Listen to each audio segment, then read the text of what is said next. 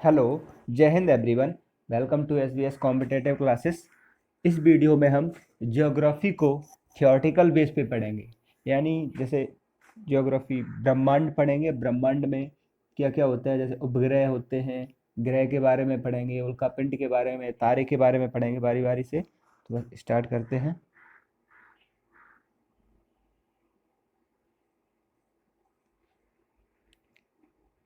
ब्रह्मांड हमारे चारों ओर उपस्थित पिंडों को आकाशीय पिंड कहा जाता है और इनको सामूहिक रूप ब्रह्मांड की संज्ञा दी गई। ब्रह्मांड की उत्पत्ति की वैज्ञानिक व्याख्या बिग बैंग थ्योरी महाविस्फोटक सिद्धांत के द्वारा की गई। बिग बैंग थ्योरी महाविस्फोटक सिद्धांत के अनुसार जो हमारा ब्रह्मांड है वो इस तरह है, आप देख सकते हैं इसमें चित्र में। ये इमेज है हमारे ब्रह्मांड की। इसके अनुसार कहा जाता है कि प्रारंभ में सभी आकाशीय पिंड एक दूसरे के साथ ऐसे जुड़े हुए थे जैसे उनका आयतन शून्य हो। इससे घनत्व बढ़ा, घनत्व रो बढ़ा, परिणाम स्वरूप तापमान भी बढ़ा। रो प्रोपोर्शनल टू आपने पढ़ा होगा टी 12th में। तो रो बढ़ेगा, ऑटोमेटिक टेम्परेचर बढ़ेगा ही बढ़ेगा, बढ़ा, जिससे इस पिंड में विस्फोट हुआ और संपूर्ण पदार्थ इधर उधर बिखर गया, जिसके ठंडा होने से तारा, ग्रह, उपग्रह, पिंड, उल्का पिंड आदि की उत्पत्ति हुई, अर्थात ब्रह्मांड की उत्पत्ति हुई। अब पढ़ेंगे हम तारा के बारे में। तारा वह आकाशीय पिंड है जिसमें अपनी ऊष्मा तथा प्रकाश होता है। पृथ्वी सबसे नजदीक का तारा सूर्य है। सूर्य पर ऊष्मा प्रकाश की उत्पत्ति का आधार नाभिकीय संलयन की क्रिया, जिसमें हाइड्रोजन के दो समस्थानिक इस प्रकार 1s2 प्लस 1s2 एरो की अभिक्रिया कराने पर हमें हीलियम के नाभिक प्राप्त होते हैं। हीलियम का एक नाभिक प्राप्त होता है और यहाँ पे ऊर्जा निकलती है आपकी 23.5 कुछ करे निकलती होगी ऊर्जा, मिलियन इलेक्ट्रॉन वोल्ट में। और जो सूर्य होता है उसके पृष्ठ पर जितनी जो ऊर्जा होती है उसके पृष्ठ पर वो कितनी होती है, 6000 डिग्री सेंटीग्रेड। ये होती है आपके सूर्य के पृष्ठ पर ऊर्जा की मात्रा। इसी क्रिया में बड़ी मात्रा में ऊष्मा और प्रकाश उत्पन्न होते हैं।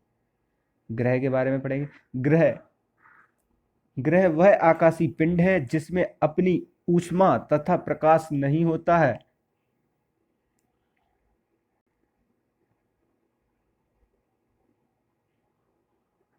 किसी नजदीकी तारे से ऊष्मा और प्रकाश ग्रहण करते हैं। यह हैं ये ग्रह होते हैं सारे।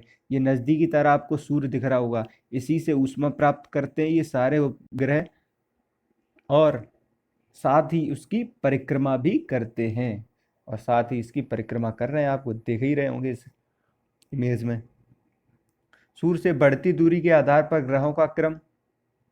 सूर्य के बढ़ती दूरी के आधार पर ग्रह आप देख सकते हैं। बुध, शुक्र, पृथ्वी, मंगल। फर्स्ट है बुध, शुक्र, पृथ्वी, मंगल, बृहस्पति, शनि, अरुण, वरुण। ये आपके बढ़ती दूरी के क्रम में ग्रह हैं। और जो बुध, शुक्र, पृथ्वी, मंगल हैं ये आपके आंतरिक पार्थिव ग्रह होते हैं। और बृहस्पति, शनि, अरुण, वरुण यह आपके बाह्य यह जोवियन ग्रह होते हैं। यहाँ से क्वेश्चन बनता है आपके कॉम्पिटेटिव एग्जाम में हमारे, जैसे कि पूछ लिया जाएगा कि निम्नलिखित में से आंतरिक या पार्थिव ग्रह कौन है, तो आपको ऑप्शन में दिया रहेगा शुक्र एक और बाकी सब तीन डिफरेंट दिए रहेंगे। तो इस प्रकार आप शुक्र को चूज कर लेंगे। तो बस आगे बढ़ते हैं। आकार के क्रम में आकार के क्रम में सबसे बड़ा ग्रह कौन सा है, बृहस्पति, शनि, अरुण, वरुण, पृथ्वी, शुक्र, मंगल, बुध। तो आकार के क्रम में बृहस्पति, ये हो गया आपका मंगल, पृथ्वी, तो बृहस्पति, शनि, अरुण, वरुण, बृहस्पति, शनि, अरुण, वरुण, पृथ्वी, शुक्र, पृथ्वी, शुक्र, मंगल, बुध। बुध है आपका फर्स्ट। इस प्रकार देख सकते हैं ये आकार के क्रम में सब सभी ग्रहों में बुध का तापांतर अधिक होता है, क्योंकि यह सूर्य के नजदीक होता है। ये देख रहे हैं आप, बुध सूर्य के नजदीक होता है, इसलिए इसका जो तापांतर होता है। हाँ ये बता रहे थे। सभी ग्रहों में बुध का तापांतर अधिक होता है जबकि तापमान शुक्र का अधिक होता है। जो तापांतर होता है डेल्टा टी, वो किसका अधिक होता है? बुध का। जबकि तापमान किसका अधिक होता है? जो ओनली टी, वो शुक्र का अधिक होता है। क्योंकि तापमान निकालने के लिए हमें T2 की आवश्यकता पड़ती है। T2 किसका लिया जाता है? T2 माइनस T1 लिया जाता है, दोनों का अंतर। तो जो सूर्य है इसके नज़दीक है, इस प्रकार जो इसका अंतर है वो अधिक निकल के आएगा। इस प्रकार जो तापांतर होता है वो शुक्र का, सॉरी, तापांतर होता है वो बुध का अधिक होता है, तापमान शुक्र का अधिक होता है। अब पढ़ेंगे बुध ग्रह। सूर्य से दूरी के क्रम में पहला तथा आकार में सबसे छोटा ग्रह है। ये बुध है आपका, ये वाला फर्स्ट। बुध पर वायुमंडल उपस्थित नहीं है, इसीलिए यह दिन बहुत बड़े, बहुत गर्म तथा रातें बहुत ठंडी होती हैं। परिणाम स्वरूप सभी ग्रहों में सर्वाधिक तापांतर बुध का ही है। अभी पढ़ा था इससे पहले हमने, तापांतर डेल्टा टी बुध का ही होता है, इसका कोई उपग्रह नहीं है। शुक्र। शुक्र सूर्य से दूरी के क्रम में यह दूसरे स्थान पर तथा आकार में छठवां सबसे बड़ा ग्रह है शुक्र। इसके वायुमंडल में CO2 की अधिकता होने के कारण इसका तापमान सभी ग्रहों से सर्वाधिक तापमान होता है। इसके जो वायुमंडल में CO2 की अधिकता होने के कारण इसके तापमान में, जो इसका तापमान होता है सभी ग्रहों से सर्वाधिक तापमान रखता है। ये CO2 की अधिकता होने का, कार्बन डाइऑक्साइड की अधिकता होने पर। अन्य ग्रहों के विपरीत यह अपनी अक्ष पर पूर्व से पश्चिम की ओर घूर्णन करते हैं। यहाँ से भी क्वेश्चन बनता है। आकार तथा द्रव्यमान में यह लगभग पृथ्वी के समान है, इसीलिए इसे पृथ्वी की जुड़वा बहन भी कहा जाता है। इसका भी कोई उपग्रह नहीं है। इसे भोर का तारा, प्रातःकालीन तारा, सायंकालीन तारा भी कहा जाता है। अब पढ़ेंगे पृथ्वी के बारे में। पृथ्वी एक प्रकार का ग्रह है, हमारा इसके बारे में हमें पढ़ना है। सूर्य से दूरी के क्रम में तीसरा तथा आकार में पांचवा सबसे बड़ा ग्रह पृथ्वी है। पृथ्वी का अक्ष इसके कक्षा तल पर लंब से, इस प्रकार आप देख सकते हैं, इसकी कक्षा ये है पृथ्वी, इसके कक्षा तल से लंब से 23.5, ये देखेंगे आप, 23.5 डिग्री सेंटीग्रेड झुका हुआ है। इस प्रकार आप देखेंगे 23.5 डिग्री सेंटीग्रेड यहाँ से झुका हुआ है। इसका एक उपग्रह क्या? चंद्रमा है। पृथ्वी के 2/3 भाग पर जल उपस्थित है। पृथ्वी के 2/3 भाग पर क्या? जल उपस्थित है, इसीलिए अंतरिक्ष में देखने पर नीली प्रतीत होती है। इसे नीला ग्रह भी कहा जाता है। नीला रंग की तरंगदैर्घ्य सबसे कम होती है। इस प्रकार आप देख सकते हैं, विबग्योर आपने पढ़ा होगा 12th में, विबग्योर। यहाँ से आप नीला ग्रह देखेंगे, नीला ग्रह की लगभग कम से कम होती है, ऐसे बढ़ता हुआ क्रम होता है। सबसे अधिक तरंगदैर्घ्य होती है वो रेड की होती है, लाल रंग की, ठीक है। और प्रकीर्णन सबसे कम होता है लाल रंग का, क्योंकि लेमडा n प्रोपोर्शनल टू होता है 1/λ। इस प्रकार से आपने पढ़ा हुआ 12th में। तो बस मैं इसमें इतना ही बताऊंगा कि जो हमारा नीला ग्रह होता है, नीला ग्रह का तरंगदैर्घ्य थोड़ा कम से कम होता है। ये दिख रहा होगा आपको 3rd नंबर पे, इसलिए इसका प्रकीर्णन सर्वाधिक होता है, क्योंकि तरंगदैर्घ्य कम है तो प्रकीर्णन ऑटोमेटिक अधिक होगा। मैंने बताई है इसमें। ज्ञात आकाशीय पिंडों में पृथ्वी पर ही जीवन उपस्थित है। अब पढ़ेंगे मंगल ग्रह। सूर्य से दूरी के क्रम में चौथा तथा आकार में सातवां सबसे बड़ा ग्रह है। मंगल की चट्टानों में FeO यानी फेरस ऑक्साइड पाया जाता है, जिस कारण से इसकी चट्टानें लाल, परिणाम स्वरूप इसे लाल ग्रह भी कहा जाता है। इसके दो उपग्रह फोबोस डिमोस है, जिसमें डिमोस सौरमंडल का, जो डिमोस उपग्रह है, डिमोस सौरमंडल का सबसे छोटा उपग्रह है। डिमोस सौरमंडल का सबसे छोटा उपग्रह। मंगल पर स्थित पर्वत का नाम निक्स ओलंपिया है। मंगल पर एक पर्वत स्थित है जिसका नाम क्या है? निक्स ओलंपिया। पृथ्वी के आंतरिक मंगल पर ही जीवन की संभावना व्यक्त की जा रही है, क्योंकि इसकी चट्टानों में CH4 यानी मैथेन पाया जाता है, इसलिए यहाँ पे जीवन की संभावना। क्योंकि जो जीवाश्म होते हैं हमारे, जो मृतक जीवाश्म पाए जाते हैं, जो इंसानों में उसमें CH4 की मात्रा पाई जाती है। इस कारण वहाँ पे जो मंगल ग्रह है वहाँ पे जीवन की व्यवस्था पाई जा रही है। अब पढ़ेंगे बृहस्पति ग्रह के बारे में।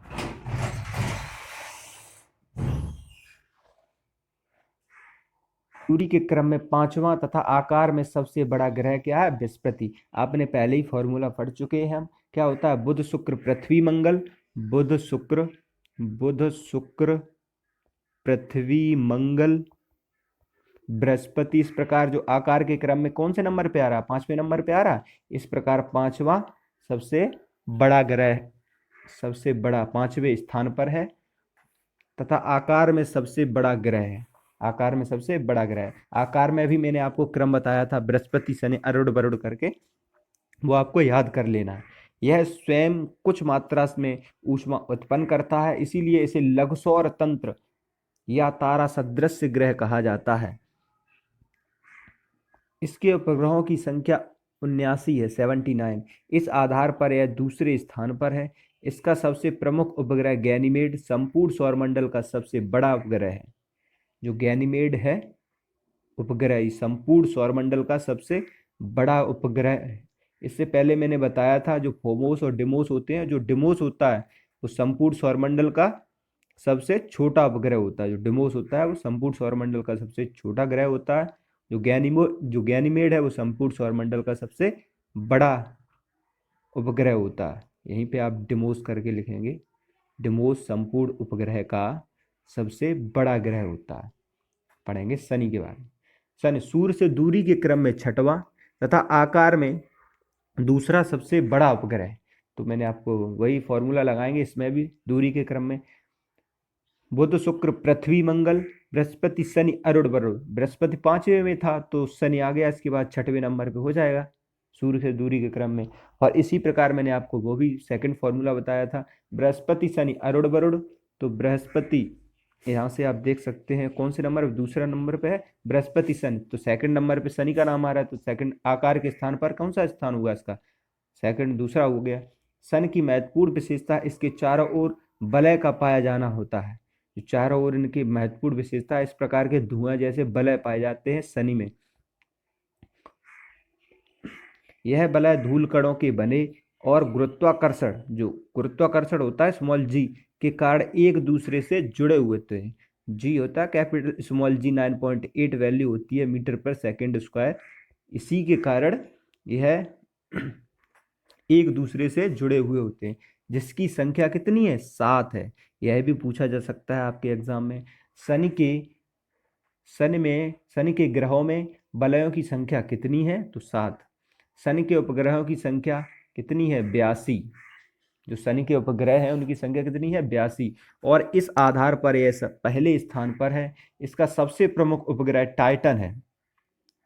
जो शनि का सबसे प्रमुख उपग्रह कौन सा है? टाइटन।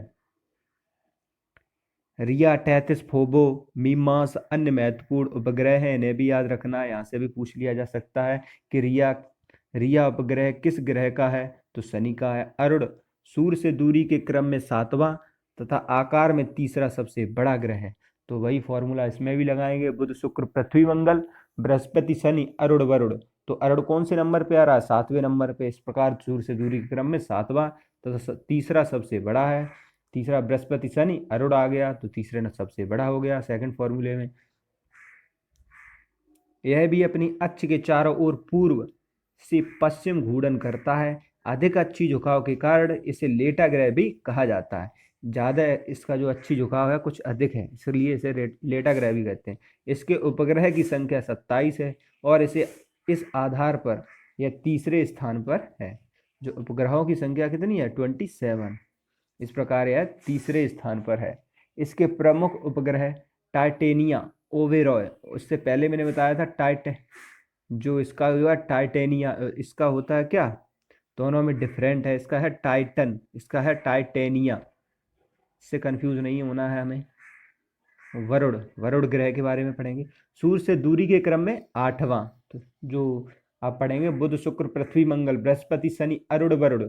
तो जो वरुण हुआ लास्ट में पहुंचा 8वां नंबर। आकार में चौथा सबसे बड़ा ग्रह है। तो आप देखेंगे बृहस्पति, शनि, अरुण, वरुण। तो वरुण कौन से नंबर पे आया आपका? 4 नंबर पे। तो यहाँ से सबसे बड़ा ग्रह क्या हुआ? वरुण। इसके उपग्रहों की संख्या कितनी है? 14, जिनमें ट्राइटन, मैरिड, नेरिड इनके प्रमुख उपग्रह हैं। अब पढ़ेंगे क्षुद्र ग्रह, अवान्तर ग्रह।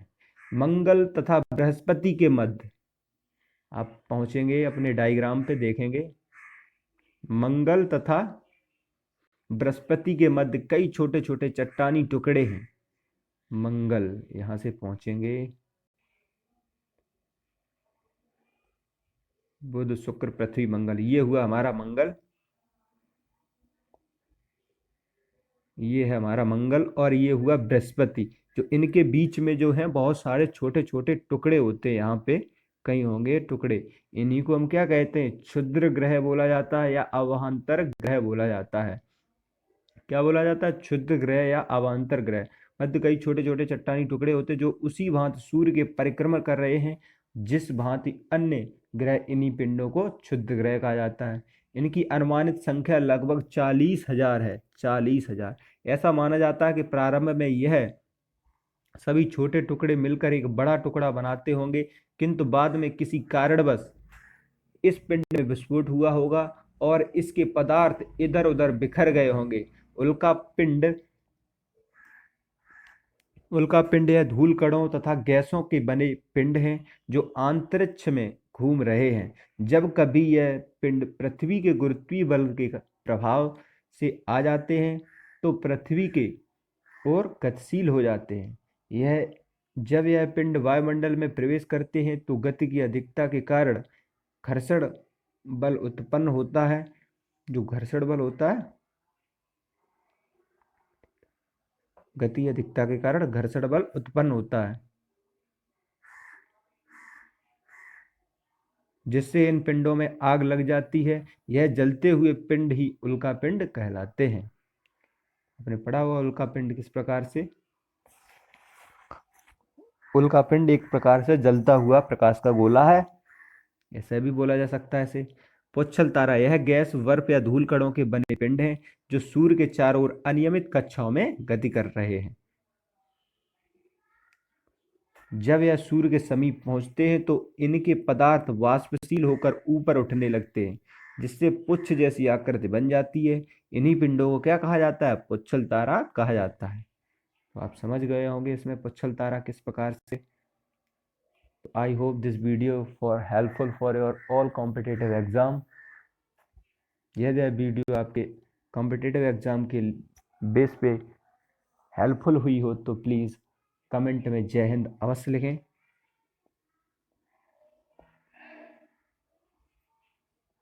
तो जय हिंद, वंदे मातरम। Thanks for watching this video.